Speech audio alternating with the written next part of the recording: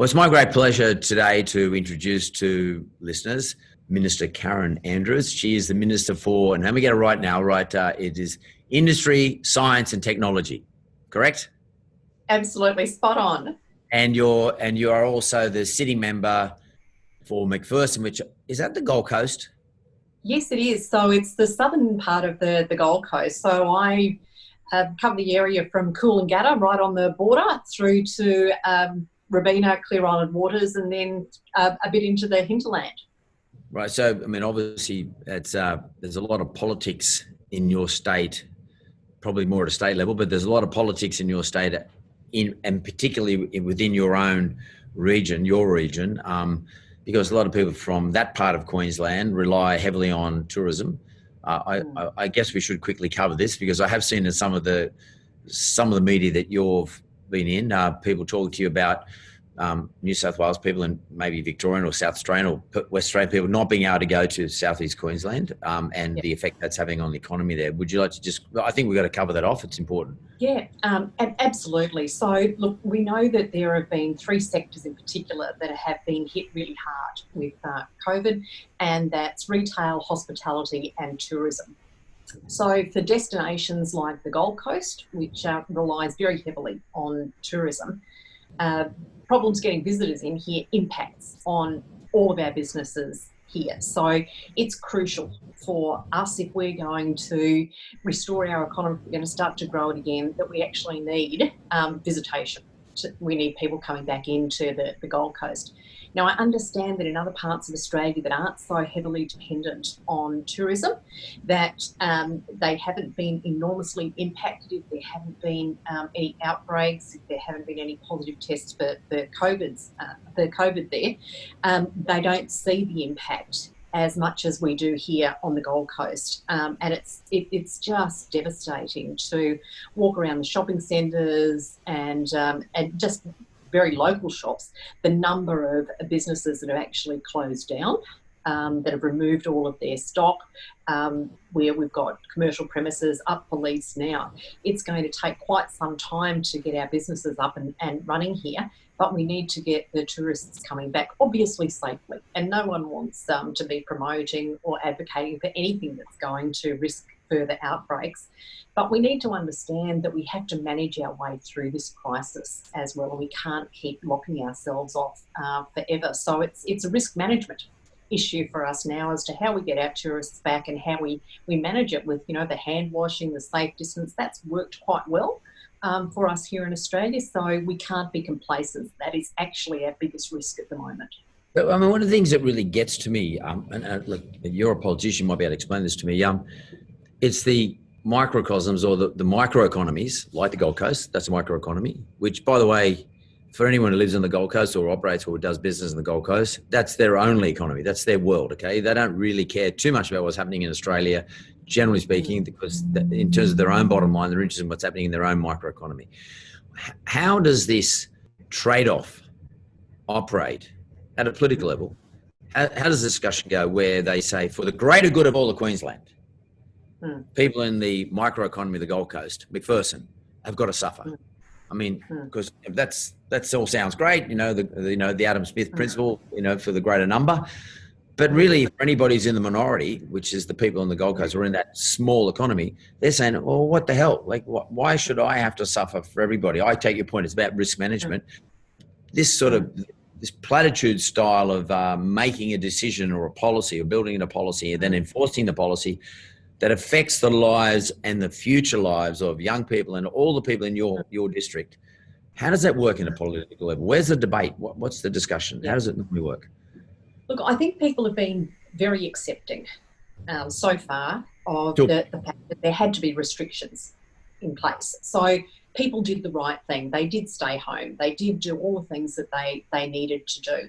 And because of that, we're in a position that, quite frankly, back in February, we thought we'd be hitting peak COVID in mid-May. And then as we started to do well with flattening that curve, we thought, well, maybe it's now pushed back and it'll be mid-June when we hit that peak. But we've managed to keep that well below where we being at the federal and the state level.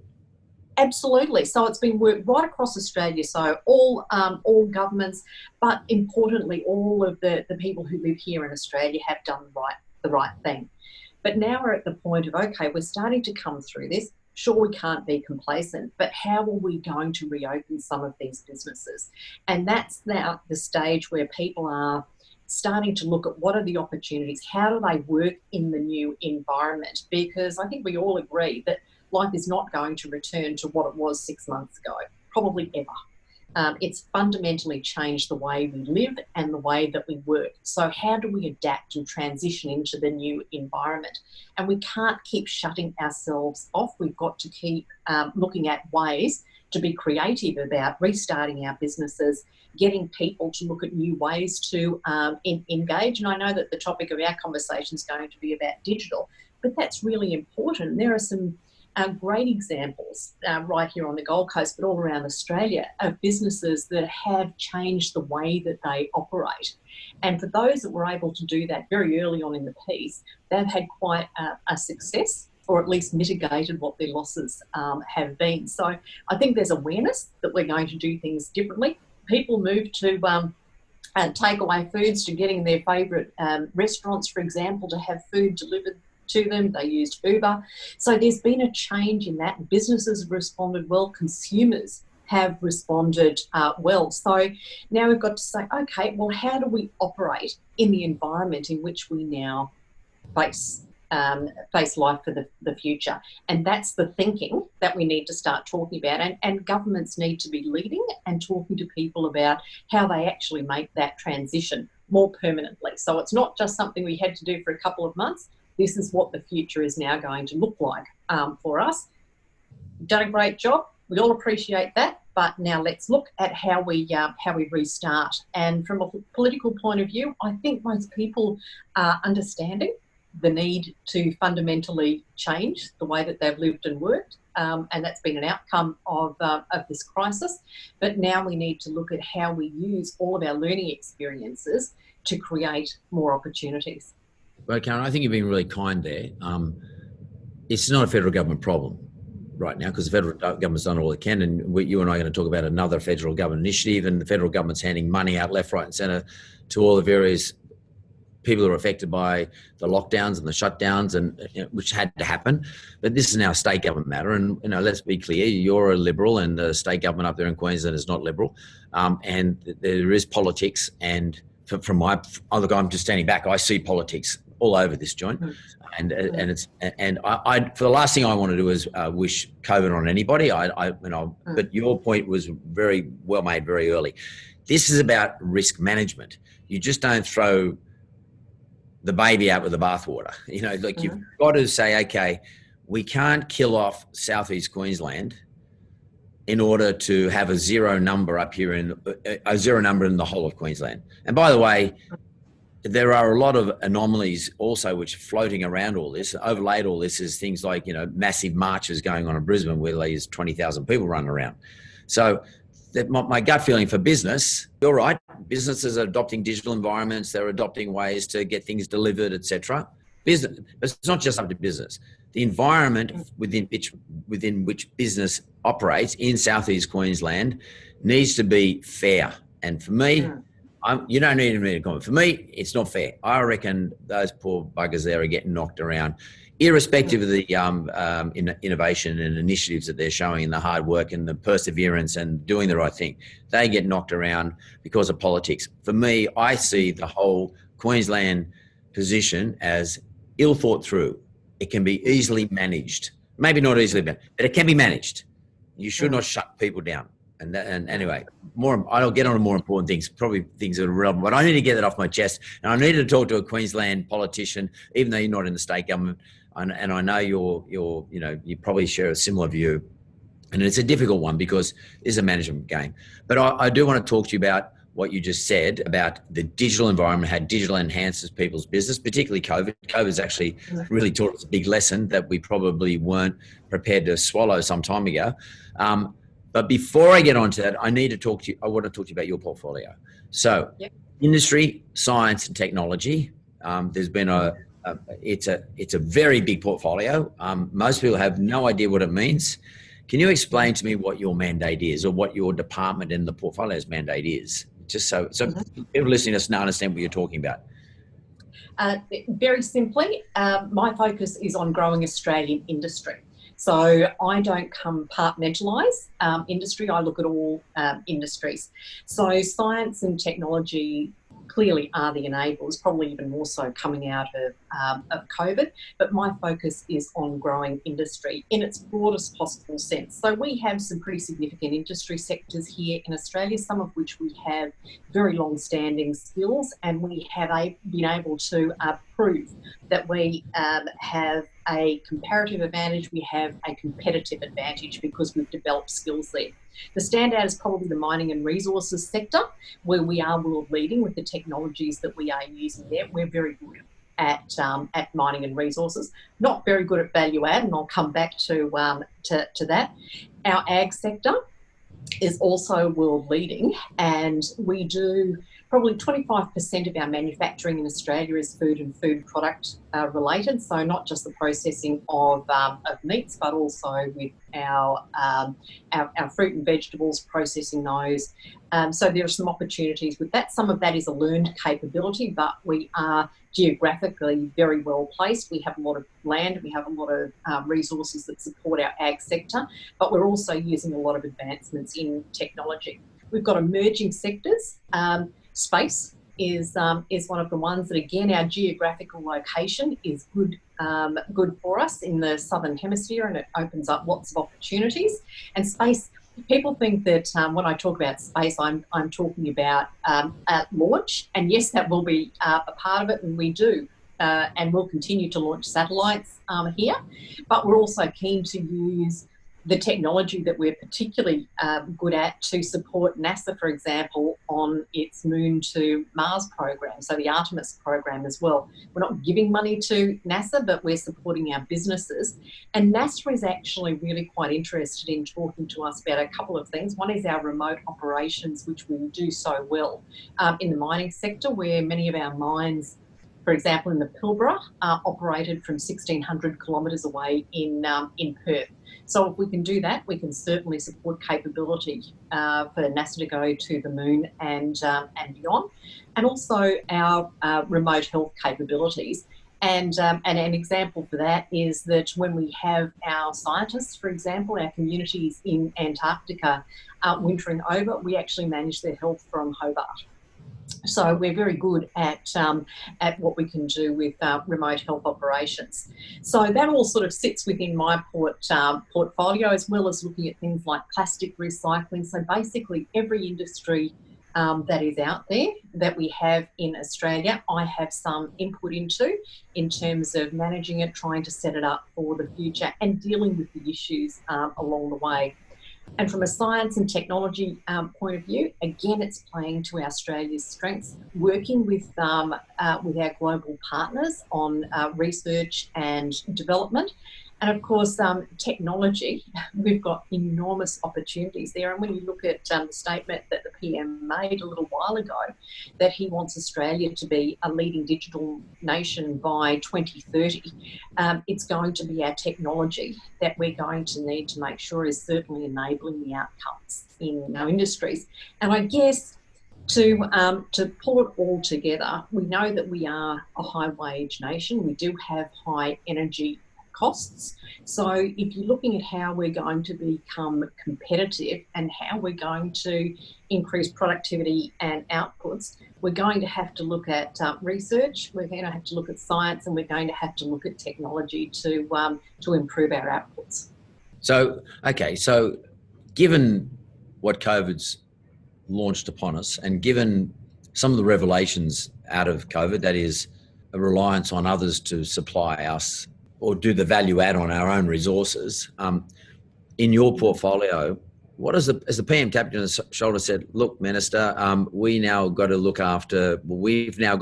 ensure or secure value adds in certain industries. For example, has he said we need to have greater ability in terms of technology and industry to be able to produce masks, personal protection equipment, that type of stuff?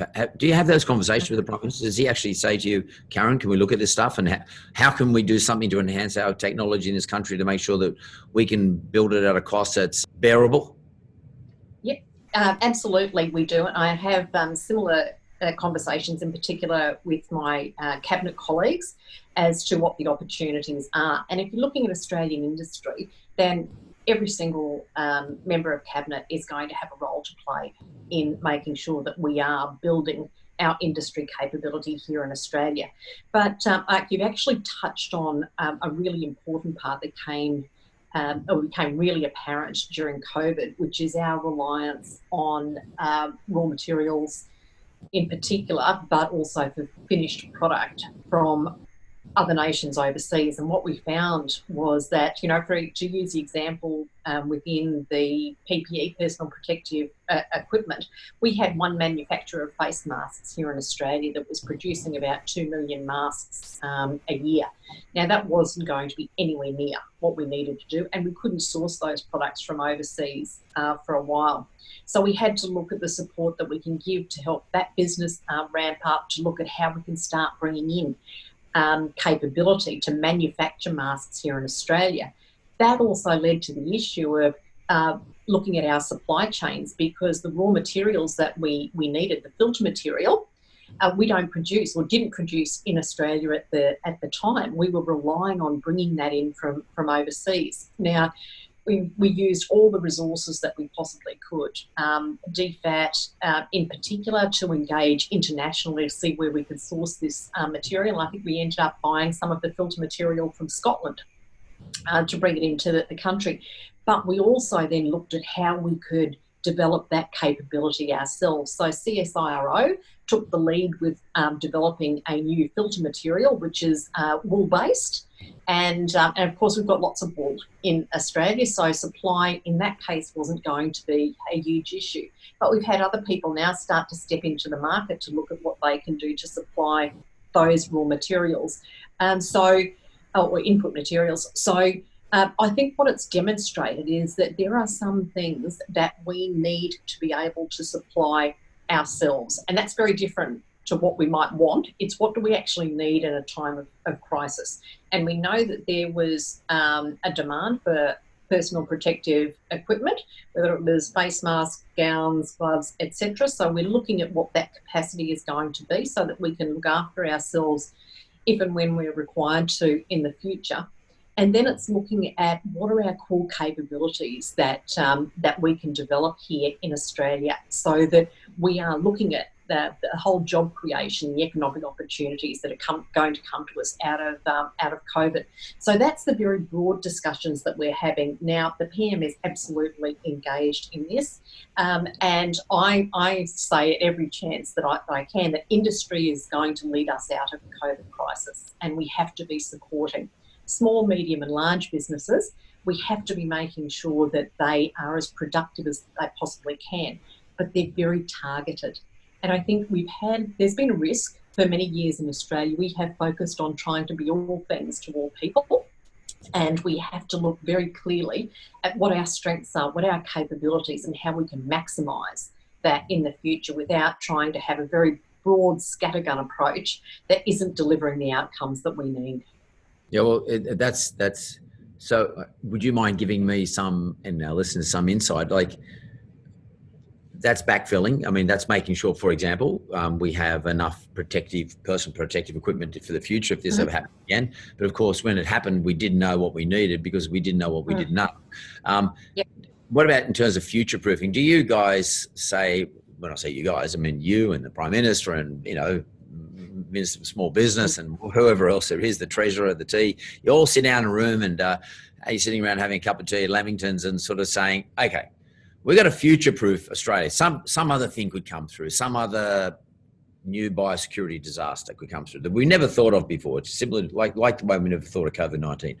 And not only will we need PPE, but we're going to need, some other thing, telephone booths, which we don't exist anymore for some weird and wonderful reason.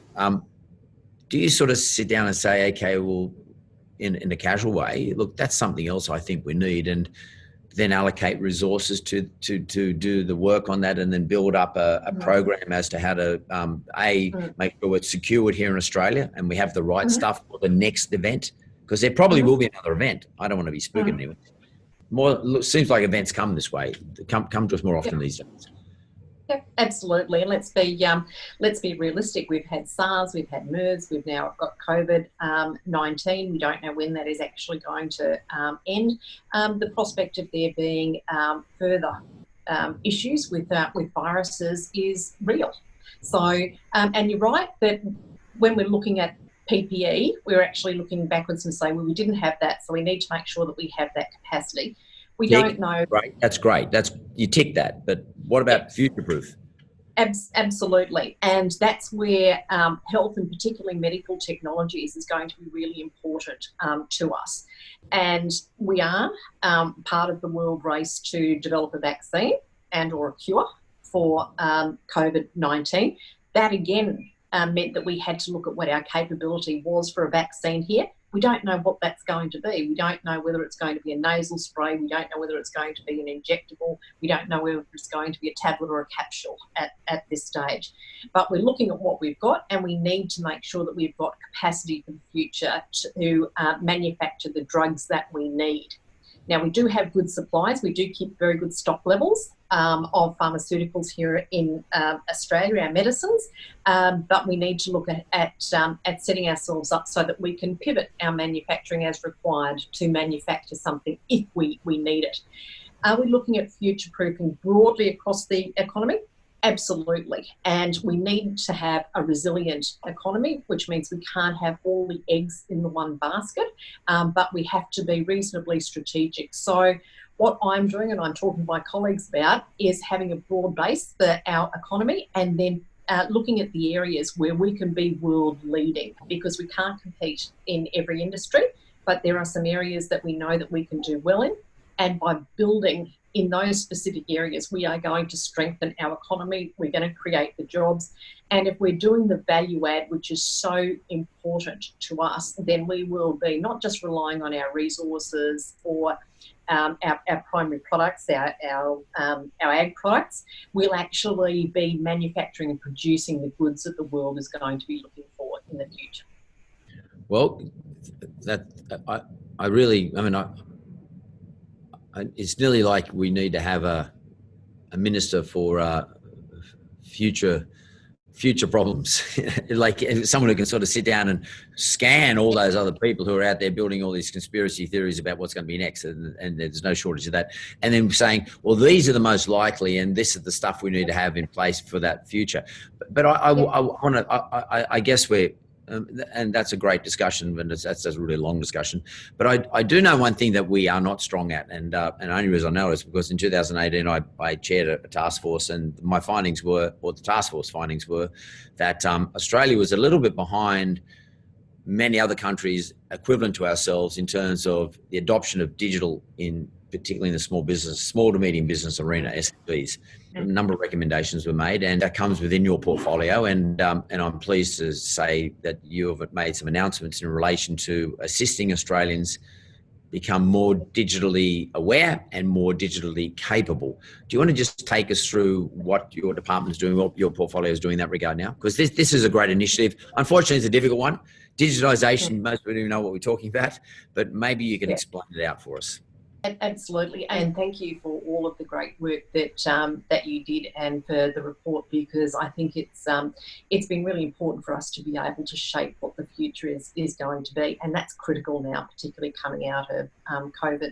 So there were a number of findings in your report. Look, and we all recognise that small businesses in particular are very time poor. Most business owners are very focused on their day-to-day business, don't always have the opportunity to look to the future.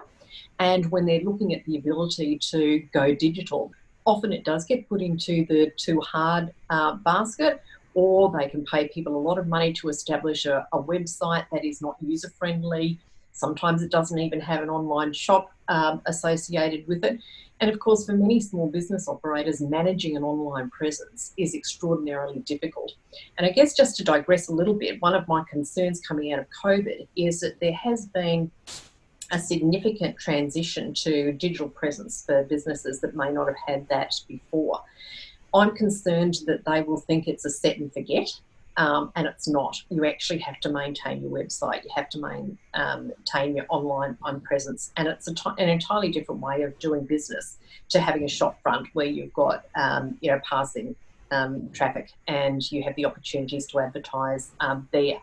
And I think one of the standout recommendations from your support was basically to establish an NGO where there was going to be curated advice effectively there to support small businesses as they're looking for the opportunity to increase their digital presence. So what we've just announced is the contract to establish that. So it's $1.9 million, and that's gone to Digital Coaching International. They will be setting up the online presence that's needed. It's going to provide support to individual businesses that they can actually go online and they can have a look at the resources. And I think, again, just to digress, small business owners don't always have time during normal business hours to be able to talk to anyone or to do any particular research. They're actually often doing it while they're sitting in bed at 10 o'clock at night, trying to find some information, or they're doing it, over the weekend outside their trading hours. They're doing it in the car while they're waiting to pick their kids up from school. Exactly. So having an online presence that's curated, that is available for these people to use at a time that's convenient to them, is going to be incredibly important. And of course, it's also going to provide a source of information to their trusted advisors as well, which you referred to in your report, which is so important. So, for example, your accountants. Small business owners trust their accountant to give them the right advice, but the task for accountants is also enormous. So having curated advice in the one spot is going to be so important to the business owners themselves, but also to the trusted advisors. So your government, this is the federal government, under your portfolio, has allocated a grant, I think it's a couple of $1 million, $1.9 million or something like that. Your founder candidate who applied for it, who is perfect for the job, they are going to run a 24/7, 7 days a week platform where if I'm running a small business and I'm really confused or I don't know what to do in relation to digitizing my business, that could be how do I hold a Zoom meeting like you and I are holding now, or how do I market my business digitally, or how do I build my website, or how do I put Shopify on my Instagram, etc. For free. You can dial into this organization. How do they, and this organization will give you advice either digitally through by emails or online. Hopefully there is someone you can talk to at some stage. But I was going to ask you, how does the small business community find this person? So the first thing that you can do is Google for Navi, NAVII.com.au. Right. Navi is going to be the website, and the website's already available now, and of course they'll start to add information to it as they go. But yes, it will. Look, I don't particularly want to call it the one-stop shop, but it's going to be very close to that in terms of the information that businesses need. And I think one of the things that you noted in your report is the trusted source of information that people need, because you can put into Google or various search engines particular criteria, but you actually don't know what the integrity is of the information that you're getting back, because it hasn't been verified. It hasn't been curated. There's really not a lot of status to it, other than whether or not you personally think it's a trusted website. So having this platform established really should be able to give a level of certainty to business owners and to their trusted advisors that the information there is robust and it's accurate. Well, if anybody's listening to this and they want to get more information about this, we'll put this up on our resources section on mentor.com.au, the Navi address, and also all the details as how do you get there. For me, the particularly at the moment, the small business community, small to medium enterprise business community, are crying out for this assistance, because they're all looking at other people who've gone digital during this COVID, who are all saying how well they're doing. And a lot of people are saying, wow, I'm not doing this. How do I do it? And you're right, they trust their accountant, but a lot of times accountants struggle a little bit too. So you're a small business owner. This federal government has now given a grant to an organisation. The address will be on mentor.com.au, and no doubt you can go into where can they find it in relation to government? Do they go to whereon.gov? Is it, do they go to... .gov.au has got just about all of the information that businesses need in one site. This is a great initiative. Australians, I particularly asked Minister Andrews to come on today because, to be frank with you, this went out as a press release. It's got nothing to do with the fact that I was the original author of it. I'm really pleased that the government's done this. This is another initiative that this federal government, under the PM, Scott Morrison, has gone out on a limb, spent money. But it's not just spend money, he's doing value add, making sure that the Australian economy can recover, as he says, an industry-led recovery, as the Minister Andrews also said. But it's all very well to say there's going to be an industry-led recovery. This is an example of government assistance, not getting in the way of industry recovering. Some state governments are doing. But this is an example of actually enhancing our ability to help this country recover. Because at the end of the day, the government can spend money, but we've all got to get off our tush and do something about it. And we can't get off our tush and do something about it unless we have the tools to do it. And this is an example where tools are being made available. And I really appreciate your time, Minister Andrews. I appreciate it. I appreciate your time explaining to everybody what your portfolio does. To me, it's one of the most important portfolios, apart from small business, in our country at the current time, because of the way we need to recover out of the recession we probably are already in. And it's a technical recession. We'll only recover if we have the right attitude and also the right tools to do it. And I'm a great believer in Australian business owners' resilience, as you are. I'm backing Australia to drive our way out of this more efficiently and faster than anyone else in the world does, just like we did with the COVID thing. Yep, absolutely. I appreciate your time. Have you anything you want to say to close off? Look, I guess that as we know that we will have increasing levels of unemployment, so people will be looking to create their own jobs and their own opportunities, and that's why it's so important that we have the information together to help them, because starting your own business is fraught with difficulties. As a government, we want to smooth that pathway as much as we possibly can, get all the information to get it for them, and we know how important the digital presence is, and that's the whole rationale behind what we're doing at the moment. I just need to wrap one more thing on this, Minister. And like, you know, obviously I'm a Morrison fan, but I want to say to anyone listening to this, and, you know, we'll get a lot of people listening to this.